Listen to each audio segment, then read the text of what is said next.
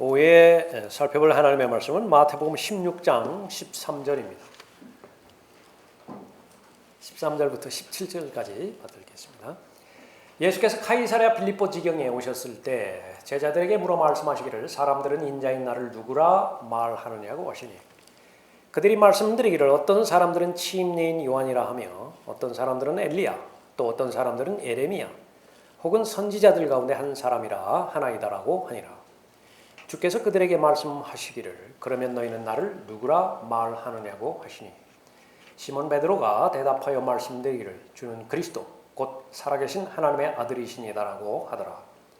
예수께서 대답하여 그에게 말씀하시기를 바요나 시몬아 내가 복이 있도다. 이를 너에게 나타낸 것은 혈과 육이 아니라 하늘에 계신 나의 아버지시니라. 나의 신앙 고백 어디까지 진짜인가? 라고 하는 제목으로 말씀드리겠습니다. 예수 그리스도를 알지 못하는 사람은 아무도 없습니다. 역사적인 인물이기 때문에 그렇죠. 예수 그리스도를 사람들이 어떻게 생각하고 제자들은 어떻게 생각할 것이며 각 개개인은 예수 그리스도에 대해서 어떻게 고백할 것이냐라고 하는 것이 너희는 나를 누구라고 생각하느냐? 사람들은 나를 누구라고 생각하느냐? 이 질문에 대한 답이 어떤 영혼에서 영혼을 보내게 될 것이냐를 결정하는 것이고요. 그렇기 때문에 가장 중요한 질문과 답이 될 수 있다. 그렇게 볼 수 있습니다. 이 장면이 일어난 지역이 카이사랴 빌립보예요. 이스라엘 북쪽의 지역에 있는 그런 그 성읍인데요. 헬몰산 기슭에 있는 그런 성읍이기도 합니다. 그러니까 요단강이 있는데 요단강의 그 물줄기가 시작되어지는 지류가 있는 곳이기도 합니다. 그런데 이때 역사적으로는 이 카이사랴 빌립보라고 하는 이 부분이 사람의 이름을 따라서 지은 도시인데 성읍인데 티베리오의 그 카이사라고 하는 이름하고 그 다음에 트라코니티 지방, 이 누가복음 3장 1절에 나오는 지역이거든요. 거기에 영주가 있습니다. 빌립이라고. 필립이죠, 필립보. 그러니까 카이사랴 빌립보 그런 지역입니다. 그 지역의 특색은 아주 휘황찬란하게 대리석으로 지은 성전이 하나 있는데 거기에 최소한 1년에 한 번 그곳에 방문해서 거기에 이 향을 그 불태우고 거기에 그 신전에다 절하게 되어 있는데요. 고백해야 되는데 Caesar is Lord 그 말을 해야 돼요. 시저가 신격화되어 있기 때문에 그렇습니다. 그 우상의 도시예요. 우상들로 가득 찬 도시인데 특히 이 황제 숭배 그 도시의 한복판에서 예수님이 나에 대해서 누구라고 말하느냐라고 하는 주제로 이 제자들에게 질문하는 것입니다. 이것은 그대로 우리가 살고 있는 이 시대에 적용돼서 얼마나 많은 신들이 있습니까? 그 신들 가운데서 과연 나는 예수 그리스도를 누구라고 고백하는 것이냐? 신앙 고백인 것인데 예수 그리스도를 개인의 구주로 영접할 때 내가 고백하죠. 침례 순종할 때에 또 한 번 고백하죠. 매일매일마다 그리스도인은 자신의 신앙을 자신의 믿음을 고백하는 것입니다. 그러나 성경에서는 고백만 한다고 해서 그것이 다 참된 고백으로 받아들여지지 않는다라고 하는 사실입니다. 결국은 이 그리스도인이 하는 일은 고백하는 일이 거의 대부분이거든요. 그래서 세상에서 천사들 앞에서 바로 예수 그리스도를 시인할 수 있느냐 그것이 믿음과 직결된다라고 하는 사실을 마태복음 10장 32절에서도 말씀하고 계십니다. 그러므로 누구든지 사람들 앞에서 나를 시인하면 나도 하늘에 계신 나의 아버지 앞에서 그를 시인할 것이나. 그러니까 요한계시록 우리가 계속 살펴보고 있죠. 거기에 대해서 왜 죽어요? 하나님의 말씀 때문에 죽죠. 예수 그리스도에 대한 증거 때문에 죽죠. 그러니까 시인했기 때문에 그런 것이에요.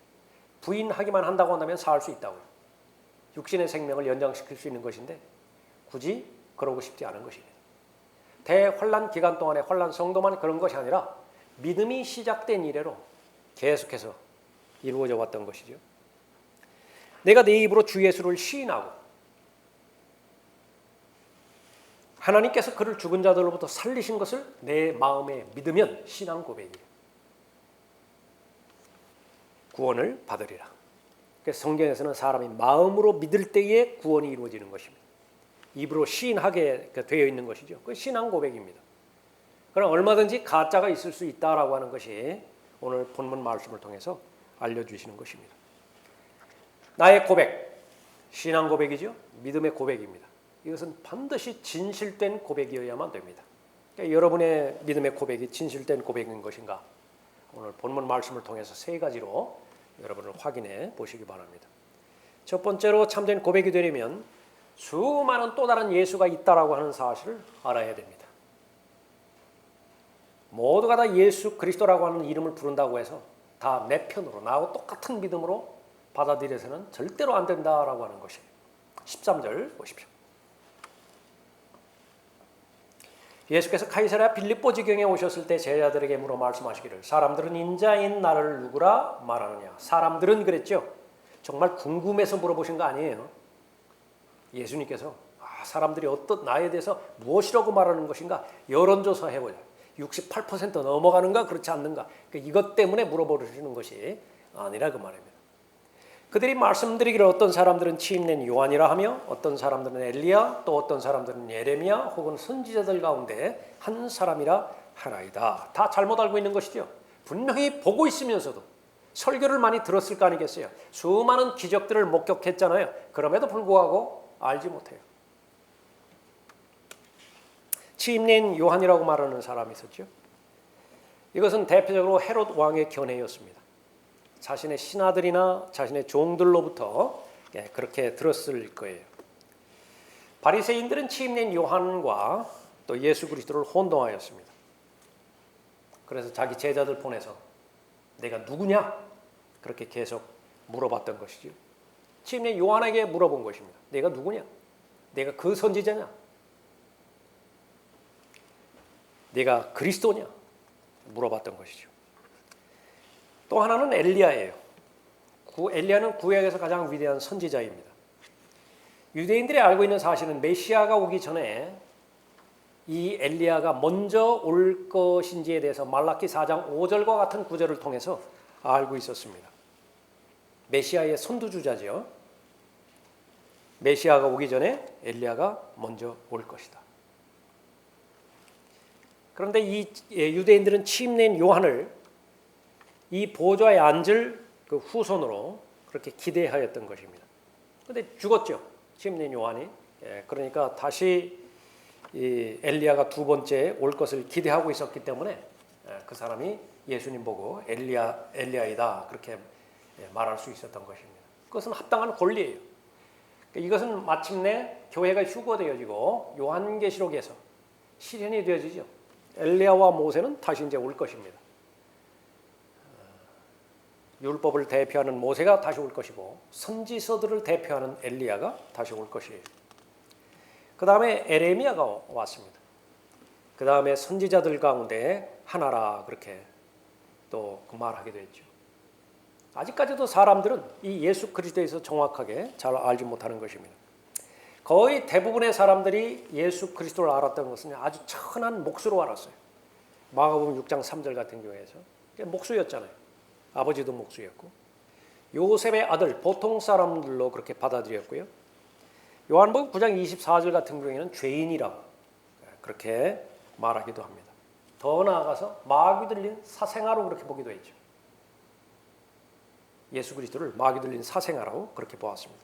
마태복음 12장 24절에서는 마귀 자체로 봤어요. 베엘세붑을 힘입어서 기적들을 일으킨다 그렇게 언급하고 있죠. 또 요한복음 10장 20절에서는 미친 사람으로 보았고 마태복음 27장 38절 이후에서는요 바보 취급을 해버렸어요. 얼마든지 조롱하고 뺨을 때리고 침을 뱉고 그렇게 해도 아무 반응하지 않는 바보로 봤어요. 더 나아가서는 주님의 형제들이 있을 거 아니겠어요. 얼마만큼 많이 생활을 했겠어요. 그런데도 예수 그리스도에 대해서 올바로 알지 못했습니다. 주의 형제들이 말하기를 여기를 떠나서 유대로 가소서.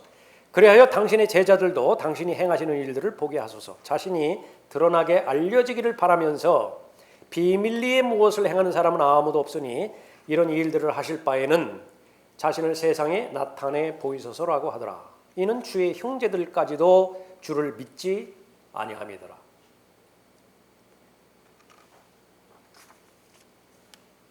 이것이 이제 예수님 당시의 사람들의 견해이고요.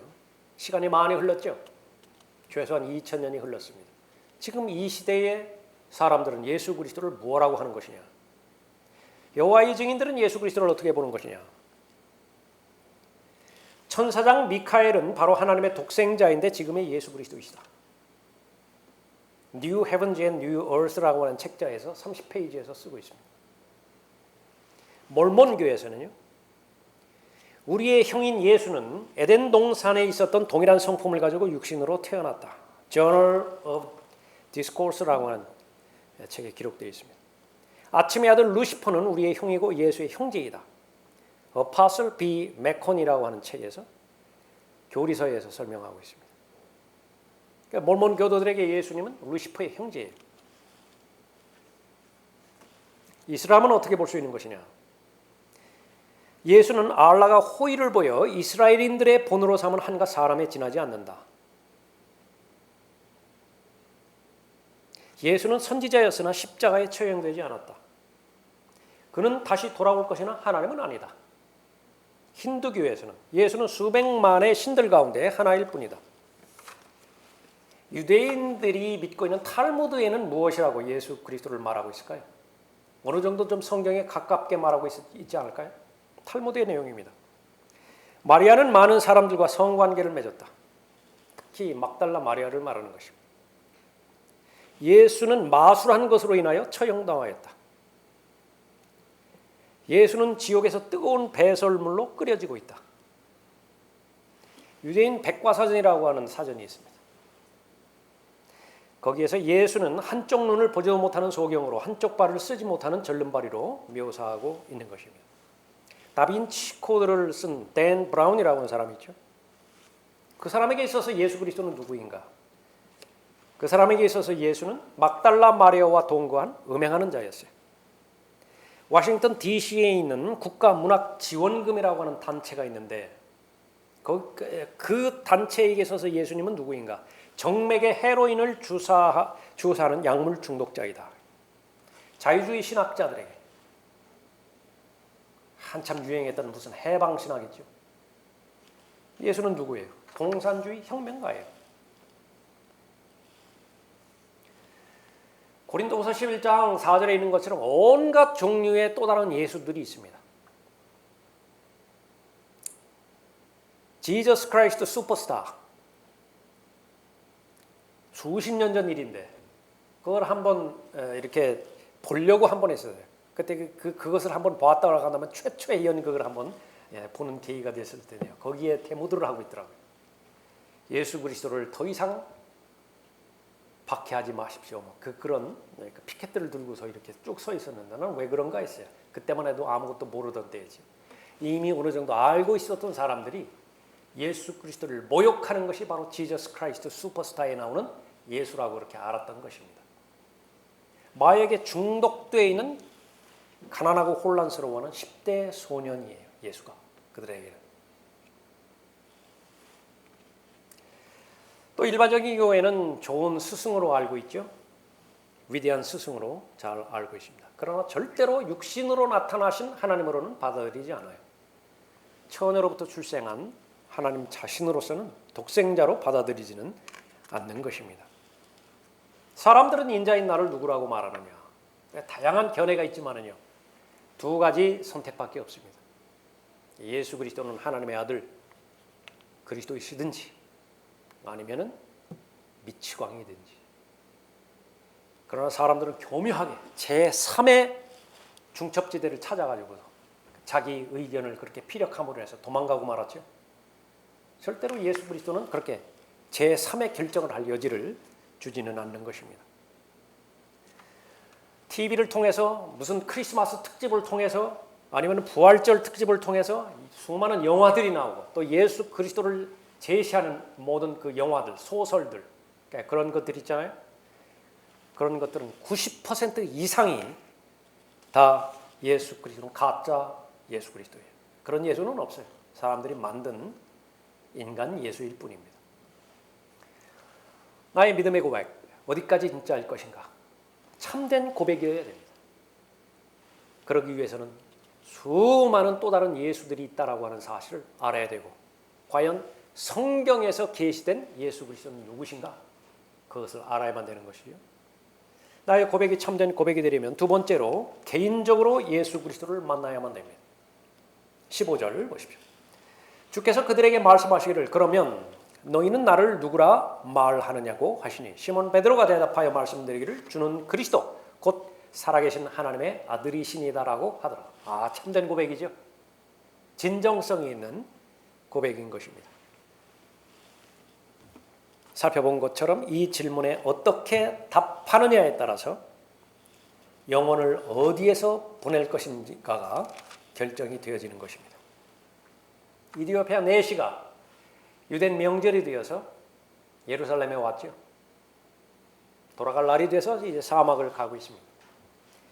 빌립을 통해서 예수 그리스도를 전해 듣고 믿었어요. 구원을 받았습니다. 물이 있길래 내가 침례 받는데 무슨 다른 해야 되는 일이 있습니까? 어떤 거치는 길이 있습니까? 그때에 참된 고백을 할 수 있다고 한다면 침례에 순종할 수 있다 언급하고 있습니다. 빌립이 말하기를 만일 당신이 마음을 다하여 믿으면 합당하니이다. 마음의 문제예요. 참된 고백은 마음으로부터 나오는 고백입니다. IQ 문제가 아니에요. 정보량의 문제가 아닌 것입니다. 다른 사람들이 믿고 있는 그 믿음은 나한테 영향을 주지 못해요. 내가 무엇을 보았느냐, 내가 무엇을 들었느냐, 그분은 나에게 있어서 어떤 일을 행해 주셨는 것인가, 그것이 결정하는 것입니다. 마음으로 믿는 것이죠.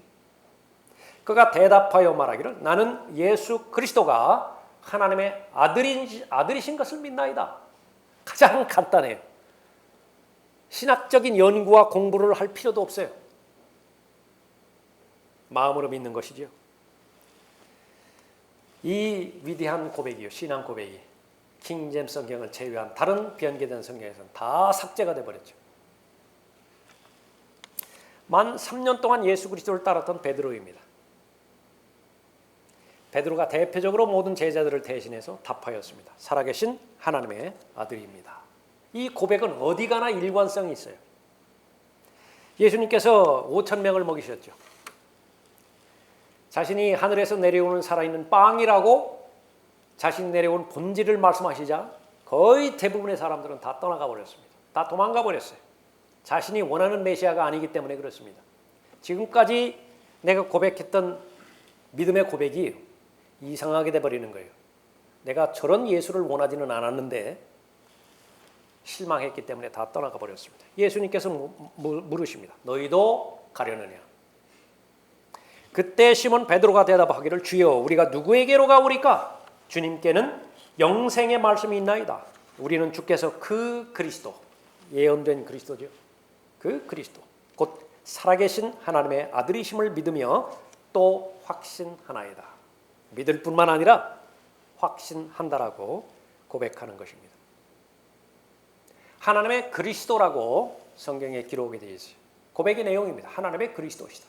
살아계신 하나님의 아들이시다.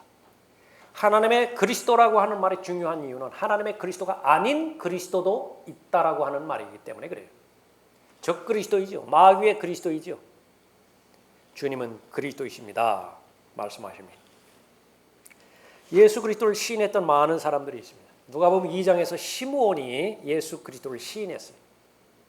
그때가 오기를 계속 기다렸습니다. 그것이 유일한 목적이 있어요. 나이가 많이 들었죠. 시므온이 노인입니다. 그러나 이제는 예수 그리스도께서 오셨다라고 하는 말을 들었기 때문에 편안하게 눈을 감을 수 있다라고 그렇게 고백을 합니다.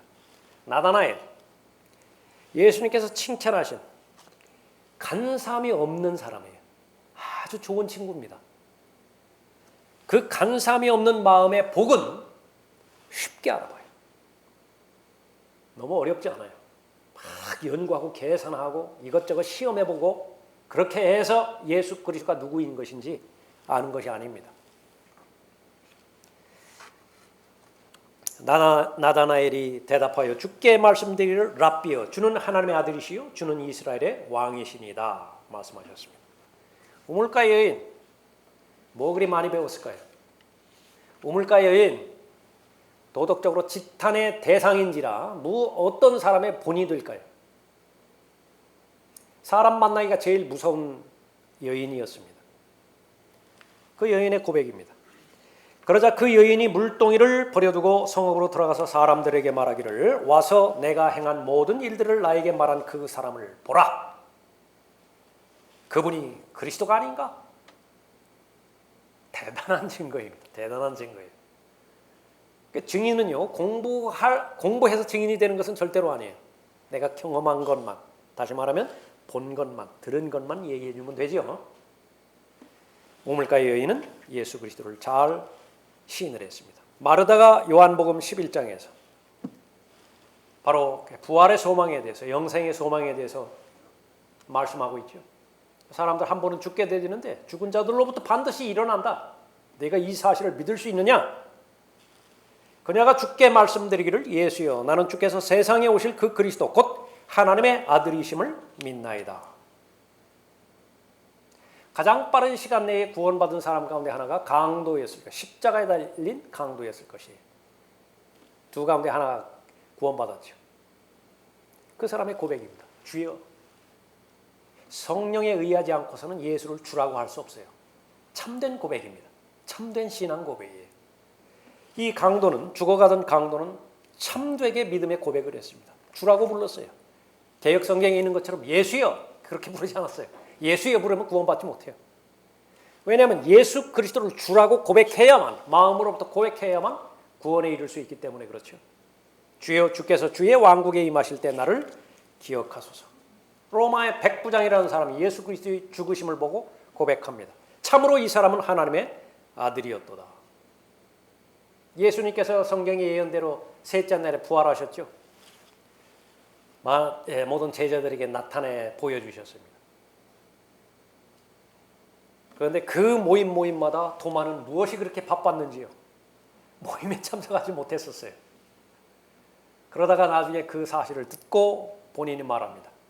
내가 만져보기 전까지는, 그 상처에 넣어보기 전까지는 절대로 믿지 않을 것이라고. 예수님께서 넣어보라고 그러죠. 손가락 이리 내밀어서 만져보라고. 믿음 없는 자가 되지 말고 믿는 자가 되라. 도마의 답변입니다. 나의 주, 나의 하나님이야. 사람들만 고백하는 것이 아니라 바로 하늘에 있는 영들도 고백합니다. 주의 천사가 마태복음 1장 18절 이후에서 예언해 주죠. 한 아들을 낳을 것이다. 예수라고 그 이름을 지으라. 왜 그러냐면 그가 자기 백성을 그들의 죄들로부터 구원할 것이기 때문이라. 주의 천사가, 영들이 고백을 하는 것입니다. 나의 믿음 고백, 신앙 고백, 어디까지가 진짜인 것인가? 나는 마음으로부터 우러나온 고백을 한 것인가? 마음으로부터 고백하지 않은 고백은 거짓 고백이에요. 얼마든지 사실을 사실로 말했음에도 불구하고 하나님과 무관한 사람들이 많이 있습니다. 그것을 우리가 배워야 되죠. 대표적으로 파라오가 그랬습니다. 하나님의 존재에 대해서도 믿었고 하나님의 역사에 대해서도 다 시인했는데 지옥에 갔어요. 파라오입니다. 파라오가 보내서 모세와 아론을 불러 그들에게 말하기를 이번에는 내가 죄를 지었도다. 이건 자백이 아니에요. 진정한 자백이 아니라 도망갈 길, 시간을 벌기 위해서 한번 던져보는 것이에요. 주께서는 의로우시나 나와 내 백성은 악하도다. 지옥에 간 근본주의자로 잘 알려진 발람이 있죠. 발람도 자백을 하고 고백을 하고 믿음의 신앙 고백을 한 사람입니다. 잘 해놓고 지옥에 갔어요.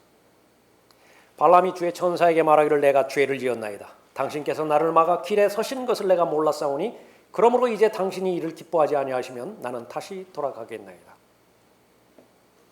주를 배반한 유다 이스카리오, 역시 마찬가지로 믿음의 고백을 한 사람이에요. 그때 주를 배반한 유다가 주께서 정죄 받으신 것을 보고 스스로 후회하여 무엇 때문에 무엇을 팔았죠? 은 30개 팔았죠. 다시 되돌려주고자 선임 제사장들과 장로들에게 가서 고백을 하는 거예요. 내가 죄를 지었다고, 내가 무죄한 피를 흘렸다고. 그 사람들이 말하는 거예요. 그게 나하고 무슨 상관이냐고. 네가 실컷 해놓고 지금에 와서 무슨 말 하느냐고. 양심의 가책을 느껴서 자살해버렸죠. 그리고 어디로 갔습니까? 자기 거처로 가버렸다. 유다, 이스카리옷, 파라오, 발람 모두가 다 올바른 고백을 하였지만은 성령에 의하여 마음으로 고백을 하지 않았습니다. 이러한 사람들이 많이 나오는 것이 마태복음 7장에 나오는 주여 주여 하는 사람들이에요. 분명히 성경적 교리에 의하면 성령에 의하지 않고서는 예수를 주라고 고백할 수 없지만은 성령에 의하지 않고서도 수없이 많은 사람들이 예수를 주라고 고백할 수 있는 것입니다. 주여 주여 우리가 주의 이름으로 예언하지 않았습니까? 주의 이름으로 마귀들을 쫓아내지 않았습니까? 주의 이름으로 경이로운 일들을 행하지 않았습니까? 그보다 더 아름다운 고백이 어디 있어요? 매 주마다 사도신경 외우는 고백이요. 매 모임 끝마다 주기도문으로 그 모임을 마치는 그 고백들. 뭐가 이상이 있어요? 그러나 예수님의 답변은 아주 냉혹하고 아주 가혹한 것입니다. 난 너를 모른다. 난 너를 모른다. 지옥에 있는 영들도 예수 그리스도를 고백하는 데 있어서는 지식적으로 아무 문제가 없습니다. 마태복음 8장 29절에서 하나님의 아들 예수여. 누가 고백하는 것이냐? 마귀가 고백하는 것입니다. 마귀가. 하나님의 아들 예수여. 우리가 당신과 무슨 상관이 있나이까? 누가복음 4장 41절에서도 당신은 하나님의 아들 그리스도시니이다. 다시 한번 나의 고백, 나의 믿음의 고백 어디까지인가? 진정성이 있는 것인가? 나는 마음으로부터 예수 그리스도를 고백하는 것인가? 그것을 바라보는 것이죠. 내가 죄인이었을 때 성령 하나님께서 나에게 복음 전파자를 보내주십니다. 하나님의 말씀을 통해서 정확하게 내가 죄인임을 알게 해주시는 것이죠. 그것부터 시작되는 것입니다. 나는 잘못되어 있어요. 그 다음에 예수 그리스도께서 나를 위해서 행해 주신 사실을 알려주시는 것이죠. 다른 사람을 위해서 십자가에 달려 돌아가신 것이 아니에요. 세계 인류라고 하는 나와는 아무 관계없이 들리는 제3자적인 입장에서 예수 그리스도께서 희생하신 것이 아니에요. 이 지구상에 한 사람만이 존재할 때가 있었습니다. 언제였죠? 아담이었어요. 그 한 사람이 죄를 짓자 그 한 사람을 위해서 하나님께서 조치를 베푸시기 시작합니다. 그런 하나님이세요. 마찬가지로 똑같이 시대를 뛰어넘어서 이 지구상에 70억 명이 아니라 나 혼자만 지금 존재하고 있는 것이에요. 그렇게 가정하세요. 근데 내가 죄인으로 태어나서 죄 문제를 해결하지 못한 채 오늘 하루하루를 살아가고 있어요. 그 운명은 저주받을 운명이에요. 그 나 한 사람을 위해서 예수 그리스도께서 이 땅에 내려온 것입니다. 그것이 personally, individually라고 하는 말이에요. 개인적으로 영접한다. 인격적으로 영접한다. 이스라엘처럼 nationally, as a nation, 민족적으로 영접하는 것이 아니라 나 개별적으로 영접하는 것입니다. 그 예수 그리스도께서 나를 위해서 희생하셨고 셋째 날에 부활하셨다는 사실을 내가 알았죠. 그러면 나는 정상적으로 반응을 합니다. 감사죠. 하나님의 은혜에 대한 나의 정상적인 반응은 감사라고요. 그 감사는 반드시 증거를 갖게 되어 있는데 내가 결심을 해요. 내가 결단을 한다고요. 내가 예수 그리스도를 믿기로 결정하죠. 그 믿음 안에는 이제는 예수 그리스도와 동행한다라고 하는 말이 포함이 된 것이고요. 예수 그리스도를 사랑한다라고 하는 마음이 포함이 된 것입니다. 이 전체의 과정이 성령 하나님께서 역사하는 과정이에요. 그 성령의 역사가 없으면 나는 구원받을 수 없는 것입니다. 그것이 마음으로 믿는 것입니다. 바로 은혜 받을 만한 때에 예수 그리스도를 개인의 구주로 영접함으로 인해서 구원받게 된 것이죠. 나의 고백이 참된 고백이 되려면 마지막 세 번째로 예수 그리스도를 아는 계시는 하나님으로부터 온 것임을 알아야 됩니다. 이것이 겸손이에요. 17절 보십시오. 예수께서 대답하여 그에게 말씀하시기를 바요나 시몬아 내가 복이 있도다. 이를 너에게 나타낸 것은 혈과 육이 아니라 하늘에 계신 나의 아버지시니라 말씀하고 있습니다. 하늘에 계신 아버지 하나님께서 직접적으로 계시를 베드로에게 보여주신 것이죠. 바울에게도 직접적으로 하나님께서 계시를 보여주셨습니다. 갈라디아서 1장 15절이라든지 사도행전 9장 19절이라든지 이 부분에서 하나님으로부터 직접 계시를 받았기 때문에 자신의 진로에 대해서 계획하고 결정하는 데 있어서 혈과 육에 의논하지 않았어요. 여러분도 그러시면 하십니까? 이미 하셨다고요. 여러분이 영접할 때에 잠깐만요. 제 남편에게 한번 상의해보고요. 그리고 나서 영접하셨어요? 잠깐만요. 저희 아버지한테 한번 의중을 물어보고요.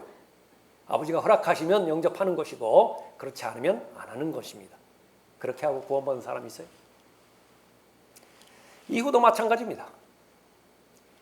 여러분의 몸을 하나님 앞에 드리고 헌신한 이후로 하나님께서는 여러분을 향한 하나님의 뜻을 발견하고 실행하기를 원하시죠. 지금 오늘 이 순간에 이르기까지 자세하게 자상하게 다 돌보아 주셨죠. 그때마다 여러분은 하나님 앞에서 독단적으로 독립적으로 결정해 보셨잖아요. 직접적인 계시이기 때문에 그렇습니다. 베드로에게만 직접적인 계시를 주시고 바울에게만 직접적인 계시를 주시는 것이냐? 이 시대는 안 그래요. 이 시대는 모든 그리스도인들에게 직접적인 계시를 주시는 것입니다. 하나님의 말씀이 완성되었기 때문에 그렇죠. 각자의 마음속에 성령 하나님께서 진리의 영으로서 역사하고 있기 때문에 그런 것입니다. 자유롭다고요. 우리는 자유로워요. 예수 그리스도를 아는 계시, 그리스도의 충만하심에 장성한 분량에까지 계속해서 자라가고 도달하고 있는 것인데 이것은 내 결심만으로 이루어진 것이 아니라는 거예요. 내가 하나님의 말씀을 잘 깨달아서 알 수 있는 능력 때문에 그 결과만이 아니라는 사실이죠. 첫 번째는 하나님의 은혜가 없이는 아무리 발버둥 친다 하더라도 아무리 애쓰고 노력한다 하더라도 그것은 부질없는 짓입니다. 하나님께서 먼저 은혜를 베풀어 주셨기 때문에 계시의 영을 먼저 주셨기 때문에 우리의 지성을 통해서 잘 알 수 있는 것이죠. 모든 성경대로 믿는 그리스도인의 아름다운 고백입니다. 아버지 하나님께서 예수 그리스도에 대해서 고백하시죠. 침례 받으실 때도 그렇고 마태복음 17장 다음 장에 보면요. 이는 내 사랑하는 아들이요 그 안에서 내가 매우 기뻐하노라. 너희는 그의 말을 들으라. 하늘로부터의 계시를 받게 되어지는 것입니다. 예수님 자신이 자신에 대해서 계시하시죠. 나는 길이요 진리요 생명이라. 나는 선한 목자라. 나는 길이야. 나는 문이라. 여러분은 가장 복받은 세대에 살고 있는 사람입니다. 시몬 보고 복이 된다라고 말씀하셨죠. 아버지 하나님께서 계시해 주셨기 때문에 복받았다 그렇게 말하는 것입니다. 여러분보다 더 복 있는 사람이 어디 있어요? 왜 그렇습니까? 수많은 사람들이 변개되지 않은 성경에 대해서 제시해 주어도 아무 문제의식을 일으키지 않는다. 무엇 때문에 그렇죠? 영의 문제예요. 구원받은 이후에도 진리의 지식에 이루고자 하는 하나님의 뜻이 전달되었을 때 여러분은 아주 강한 열정을 지니고 반드시 그 목표를 하나님의 뜻을 관철시킴으로 인해서 하나님을 기쁘시게 해드리겠다라고 하는 좋은 마음의 자세가 늘 유지되잖아요. 그 불길이 꺼지지 않잖아요. 복받은 사람이라고요. 행복한 사람이라고요. 그에 비해서 얼마나 많은 사람들이 진리와 무관하게 혹은 더 악하게 진리를 이용하고 진리를 악용함으로 인해서 자신의 뜻을 관찰해 나가고 있습니까? 성령 하나님에 의하지 않고서는 아무도 예수를 주라고 시인할 수 없다라고 하는 사실이 성경에만 있는 것이 아니라 여러분의 마음을 통해서 역사하고 있죠. 여러분이 그 사실을 반드시 기억하시고 가장 귀한 감사를 하나님 앞에 드리시기 바랍니다.